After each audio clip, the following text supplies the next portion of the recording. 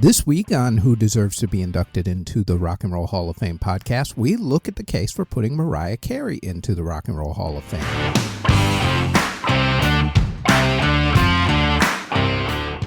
This week, we look at the case for putting a woman who was born in Huntington, New York and moved to New York City as a young adult into the Rock and Roll Hall of Fame. I'm talking about the Queen of Christmas herself, Miss Mariah Carey.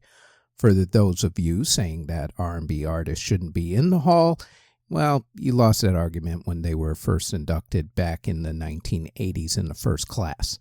R&B has always been a part of rock and roll music and the Hall of Fame.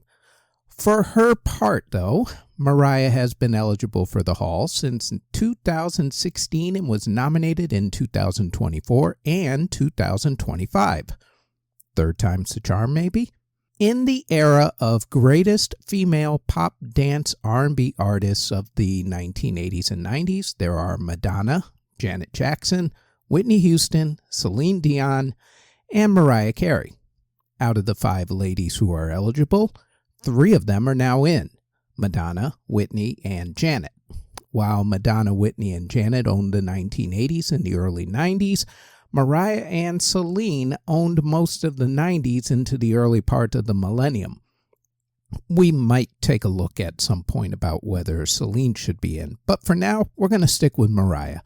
As we always do, we will hit the stats and critical acclaim, and then to whom she influenced, and then to why she should and should not be inducted, and then to whether you would actually go see her again in concert or listen to some new music. This one's going to take a while, so buckle up. To the extremely long tail of the tape we go. Including her 1990 debut self-titled album, Mariah Carey has released 16 studio albums, 2 soundtrack albums, 7 compilation albums, 1 remix album, and 4 EPs. Of those, all of the studio albums, 2 of the compilation albums, and 1 EP have gone top 10 on the American charts, including 6 that hit number 1. Her 1990 self-titled debut album, 1993's Music Box, 1995's Daydream, 1997's Butterfly, 2005's The Emancipation of Mimi, and 2008's E equals MC2, or MC squared, if you will. The low water mark for any of her studio albums was number 7. That's as high as 2 of her studio albums have gotten: 2001's Glitter and 2025's Here For It All. To be fair, as of this recording, Here For It All has only been out for about a month or so there's still time for it to go a lot higher. As far as the other albums go, her 1998 compilation album, Number Ones, went to number 4. Her 2008 compilation album, The Ballads, hit number 10. Her 2015 compilation album, Number 1 to Infinity, didn't go to infinity, it went to number 29. Her 2020 compilation album, Rarities, went to number 31. Her 2003 remix album, The Remixes, went to number 26. And her 1992 EP, MTV Unplugged, went to number 3. Of her studio albums in America, her last 3 albums were not certified either gold or platinum.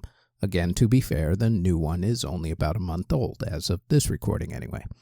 Her 2010 album, Merry Christmas to You, was certified gold, and that's because it was the second one, not the Merry Christmas album that, of course, has the perennial Christmas classic, All I Want for Christmas Is You, on it.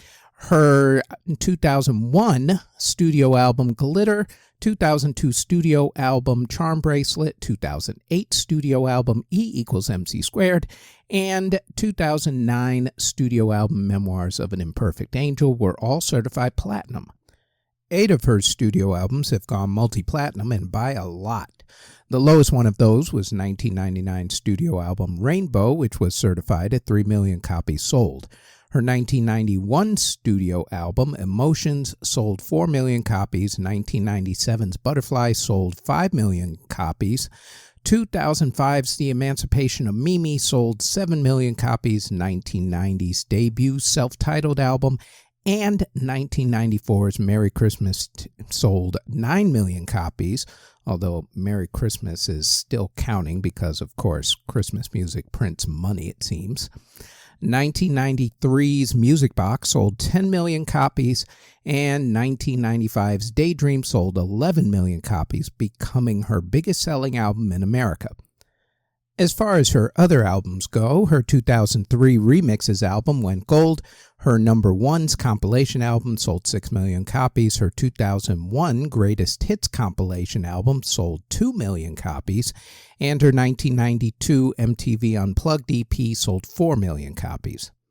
In the UK, she's had much less success. Mariah had 14 of her studio albums, 1 of her soundtrack albums, 4 of her compilation albums, her remix album, and her MTV Unplugged EP all go to the top 40.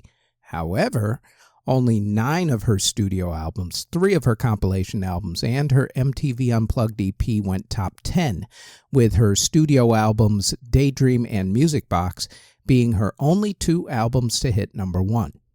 2 of her studio albums, 2 of her compilation albums, and her MTV Unplugged EP went gold. Her self-titled debut, Emotions, Butterfly, and Merry Christmas studio albums all went platinum. Her Emancipation of Mimi and Daydream studio albums and her number one's compilation album went double platinum. Her Greatest Hits compilation album went triple platinum. Her Memoirs of an Imperfect Angel went silver. Her Music Box studio album went 5 times platinum.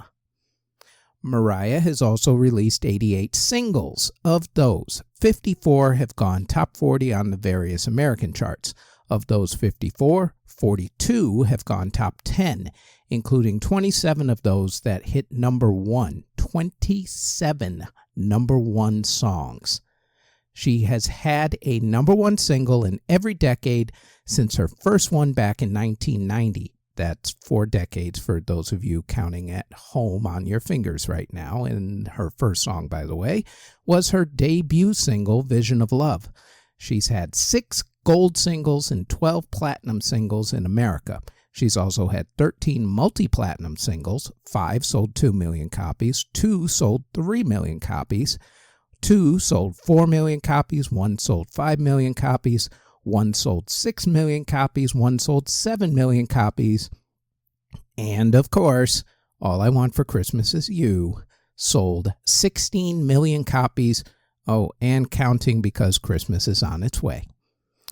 In the UK, 40 of her songs have gone top 40, with 25 of those 40 going top 10, including only 3 going to number 1. Her 1994 version of Harry Nilsson's classic song Without You, along with 1994's modern-day Christmas classic All I Want for Christmas Is You, and her 2000 version of Phil Collins' 1980 smash hit single Against All Odds, Take a Look at Me Now. In the UK, she's had 8 gold singles, 5 platinum singles, 4 silver singles, 1 that sold 2 million copies, and of course, All I Want for Christmas Is You. That one sold 9 million copies and counting in the UK. Mariah Carey held the record for the longest stretch at number 1 on the Billboard Singles Chart at 16 weeks with Boyz II Men with the song One Sweet Day. That is until Daddy Yankee, Luis Fonsi, and Justin Bieber tied the record with Despacito, and that record's been broken a few times since. I believe Shabuzi owns it at this particular moment. Mariah is also Columbia Records' biggest selling artist of all time. She also holds numerous Billboard Hot 100 singles chart records, including 19 number 1 singles by a solo artist, 18 number 1 singles by a female songwriter, and 15 number 1 singles by a female producer. Yes, she produces her music as well. Very understated on that, by the way. She was also the first female artist to have her first 5 released singles hit number 1 on the Billboard Hot 100 singles chart. In fact, 8 of her first 10 singles went to number 1 on the Billboard pop charts. Throughout her career, Mariah has sold over 200 million records worldwide and has sold 75 million certified copies in America, making her the most successful female artist. She is the biggest selling female artist worldwide of the last century and the biggest selling artist worldwide regardless of gender of the 1990s. Her 2005 album, The Emancipation of Mimi, is still one of the biggest selling albums of this century. She'll probably keep that record, especially now that it's more of a singles-based industry thanks to streaming services like Spotify. Oh, and of course, let us not forget All I Want for Christmas Is You is the most successful Christmas song by a female artist with 16 million copies sold and counting, and also the biggest selling Christmas ringtone in America, along with the Christmas album that it came from, Merry Christmas, being the most successful Christmas album by a female artist with 18 million copies sold worldwide and counting. Overall, Mariah has won 168 awards out of 303 nominations and counting. She's been awarded 6 Grammy Awards out of 34 nominations, 10 American Music Awards out of 39 nominations, 14 Billboard Music Awards out of 22 nominations, and has been nominated for 1 Golden Globe Award and 1 Tony Award, losing both of those. Her album, The Emancipation of Mimi, is number 389 on Rolling Stone magazine's Top 500 Albums of All Time list, and her song Fantasy, which is really a reworking of the Tom Tom Club's classic song Genius of Love, is number 419 on Rolling Stone magazine's Top 500 Singles of All Time list. She was ranked second on VH1's Greatest Women in Music list. I believe Aretha Franklin was number 1. And the 5th greatest singer of all time on Rolling Stone magazine's list. Mariah has also been inducted into the Songwriters Hall of Fame and the Library of Congress National Recording Registry. Man, that's a long list of accomplishments right there. That resume is stacked. However, as far as who Mariah Carey has influenced, well, that list includes virtually every single female singer since 1989, and more than a few male ones at that. Let's just give a partial list of the artists who have directly credited Mariah. Beyoncé, Ariana Grande, Christina Aguilera, Rihanna, Adele, Kelly Clarkson, Jennifer Hudson, Sam Smith, Brandy, Tori Kelly, and Leona Lewis are just some of those artists. A lot of other people, like Lady Gaga, look to Mariah as the blueprint for maintaining a career for decades and staying relevant despite her valleys that she's had to deal with, unfortunately, publicly. As far as why she should be inducted, aside from her commercial and critical success, well, Mariah is a prolific songwriter, having co-written or written 18 number 1 singles. Her songwriting is extremely underrated despite her induction into the Songwriters Hall of Fame. Her production skills are underrated as well. Supporters also talk about how she was one of the first major label artists to marry hip-hop and R&B when she teamed up with Old Dirty Bastard on the remix of her single Fantasy. Me and Mariah go back like babies and pacifiers. Rest in peace, ODB. Rest in peace. I'm actually going to throw some cold water on that claim, though, because Mariah was not the first to do it, even though she gets the credit all the time for doing it. In fact, Jody Watley did it in 1989 when she teamed up with Eric B. of Eric B. and Rakim on her single Friends. Fantasy came out 6 years later. Still, once someone of Mariah's popularity did it, everybody else started doing it, making it extremely popular in the mainstream after that. So you could give her credit for being the one who broke it through to the mainstream, because Friends, while it was a crossover hit, was not a humongous hit. Mariah has also had to deal with the sexism that goes along with being a woman in a male-dominated field. She has also had to deal with a lot of racism as a biracial woman, not only from some white people who didn't want to show respect to black people, especially black women, but also from some black people who said that she wasn't, quote, black enough, end quote. Typical stupid things that people say. Mariah, whether you realized it or not, broke down a lot of barriers and started a lot of conversations about race. And she deserves a lot of credit for always showing class when it came to those conversations, whether they were pro or against her. Okay, So what are the reasons people use for keeping her out of the hall, aside from the tired R&B doesn't belong in the hall argument that those people lost when Ray Charles and Aretha Franklin were inducted in the first couple of classes? Well, one of the biggest reasons that people say she shouldn't be inducted is actually her singing, which you would think would be her strength. She has a 5-octave range and can hit notes that only dogs can hear. Okay, not so much anymore. She's getting older. Can't do that when you get older. As such, though, nearly every singer now thinks that they can sing like her. And unfortunately, they try. Oh, how they try. A lot of them not only can't sing like her, they also ruin their voices trying. And that goes to show you just how unique a voice Mariah Carey has. Also, what most people who try to sing like her don't realize is that Mariah's mother was a former opera singer and vocal coach, which explains where Mariah got her talents from. Those same people who don't know her background are the same ones who use the studio-worn, label-made, homegrown argument for keeping her out of the Hall of Fame. And that all started in the beginning of her career when she was married to record label head Tommy Mottola.